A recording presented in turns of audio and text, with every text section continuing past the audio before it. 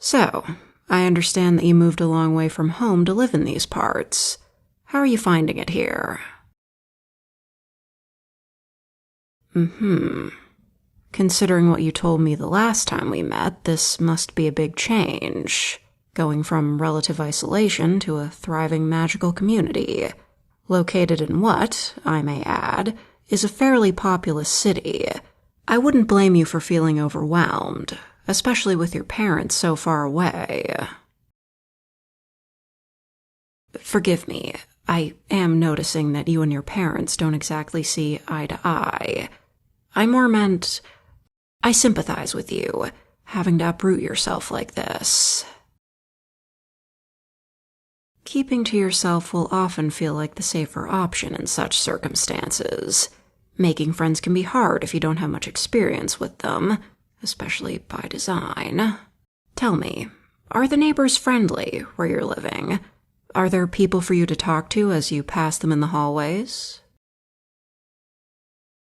Oh, really? Is she one of the initiated, this neighbor of yours? Oh, that's good.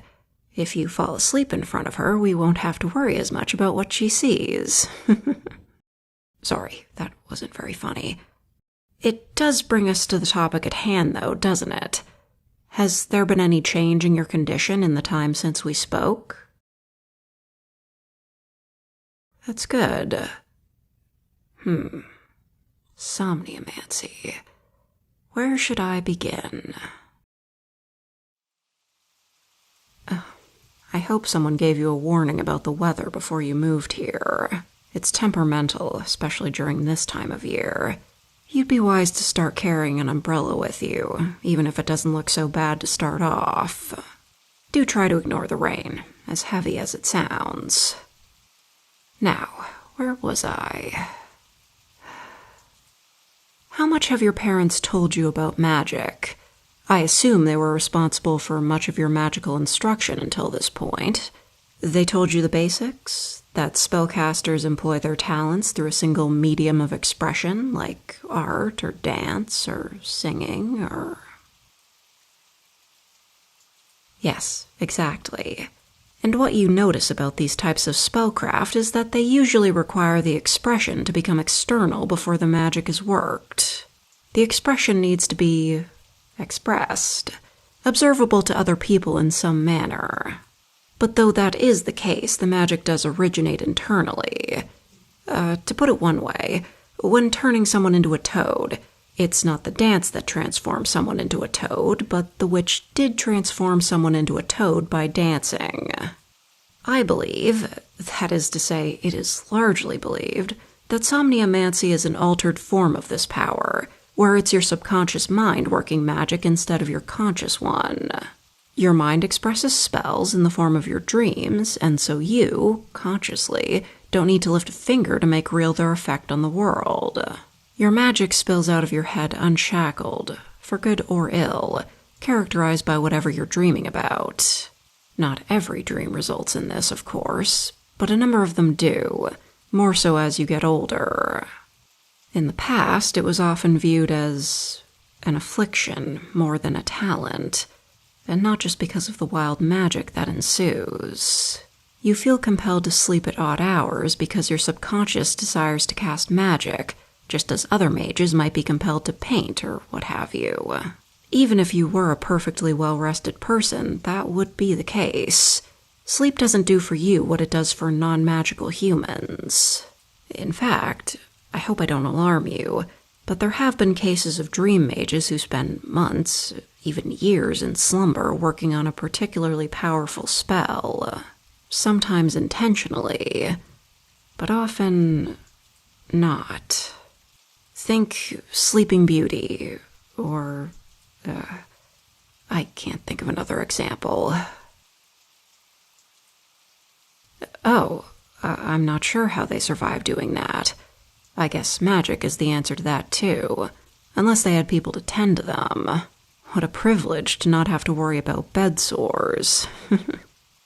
Another danger that I've seen discussed is the possibility of an inherently bad spell. You already had destructive incidents in the past with your magic, but those were only dreams. Do you know how dangerous it would be for you to have a bad nightmare? I'm sure you have had bad dreams before, but clearly they were not that bad if you're still here and breathing. I'm so sorry. I don't mean to scare you. The chances of you dying in a nightmare are extremely low. I thought it prudent to bring it up, but please don't dwell on it. Oh, yes. I imagine that could have contributed to your parents being so strict, so protective of you. If neither of them share your condition, they may have been at a loss for how best to deal with it. How to give you a life that is calm enough to produce safe dreams. Not that I'm trying to justify their behavior, of course. But there are yet more dangers to consider.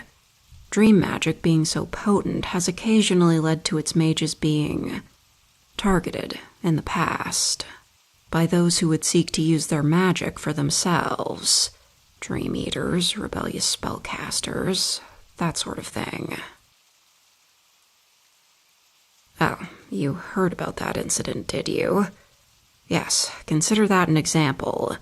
Not everyone gets along in this community, and our authorities are often stymied by the mundane people who live amongst us, unfortunately. It's more peaceful in our city than elsewhere, I hasten to say. Still, if you ever feel as though there's someone who may mean you harm, please come talk to me right away. As a magical instructor, it's part of my job to take care of such things. I'm here to help you. But as for your other worries, getting your magic under control is the key. Do you keep a journal? Do you write about your dreams in it? I'd like you to make a habit of doing that every night. We'll want to try to account for the contents of your own subconscious, if that sentence makes sense to you. Then we can focus on altering that content through lucid dreaming or focusing on spells you want to cast before you fall asleep. So you did do a little bit of homework before coming to me? Yes, there are studies out now about how lucid dreaming carries potential health risks. I've read them too. But I must stress, again, that you are not a normal human. Your needs are a bit different in this area.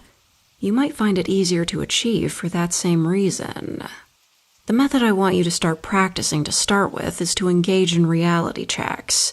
Distinguish tells in your dreams that help you determine when you're awake and when you're asleep. Like something you can do in a dream that you physically couldn't awake, or a part of reality that is out of place. When you find yourself about to fall asleep, keep repeating those tells in your head. I have never watched Inception, but if that helps you understand what I'm saying, then yes. It's like a totem. As for your tendency to sleep at odd times, as I said before, all magic users feel compelled to cast. We can't completely suppress that urge, but as you gain control over your powers, you will be able to make it less disruptive, such as by making yourself expend more magic at night and needing to do so less during the day.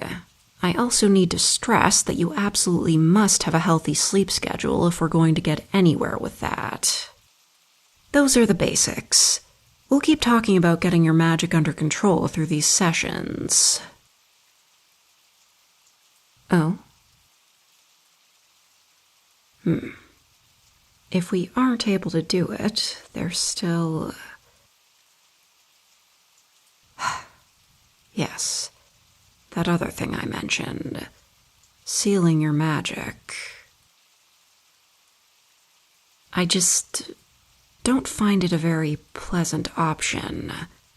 When someone's powers are sealed, they are unable to perform the activity that they use to cast spells. If I had my powers sealed away, for example, I could try to write something down and find my mind going blank. I would forget every word in every language until I put my pen down and stepped away from the paper. For some mages, it must feel like an aggressive case of art block. For ones like you, I've not seen it done, but it's likely you would never dream again.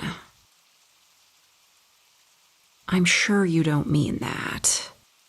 Anyway, I have no idea what kind of effect that would have on your health to never be able to dream again, so I'd prefer to only use it as a last resort.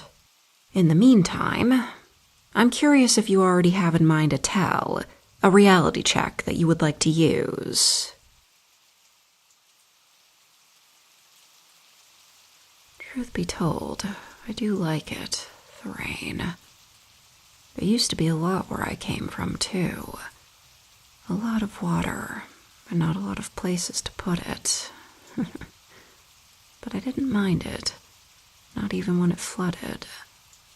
It's so nostalgic for me when the weather breaks around here. It goes and goes without end sometimes. Not hard enough to bother, not soft enough to forget. Sit under a downpour heavy enough and it becomes akin to the sound of a babbling river, gently flowing downstream. When there's somewhere you're sitting dry and safe, the drops drizzling down become one continuous sound, taking everything else away. Unsettling noises, distant arguments, even the sound of your own worried thoughts. On gray, sleepy days like this, it is the only melody that need assert itself. A single lullaby playing for you, even as you sit away from it inside, wrapped up in a blanket by the fire, with the occasional rumble of thunder crossing overhead, like a big yawn. That bodes well for me.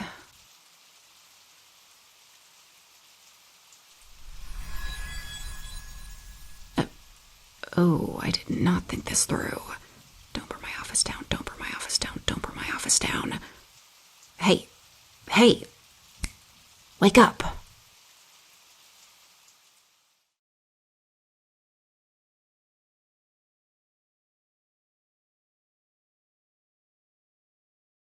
I mean, I get it, man. You should have seen the fight I went through to stay awake during meetings when I worked in an office.